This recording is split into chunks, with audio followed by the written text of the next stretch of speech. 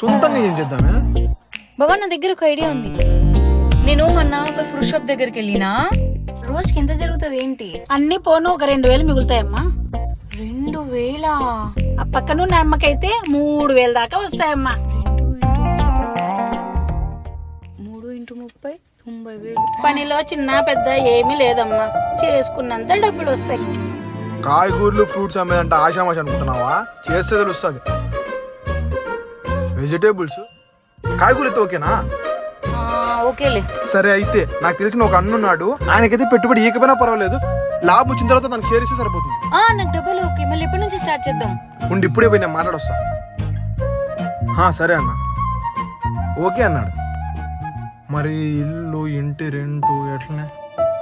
అవును బాబా, ఇంత పెద్ద ఇల్లు మనకెందుకు, షిఫ్ట్ అయిపోదామా?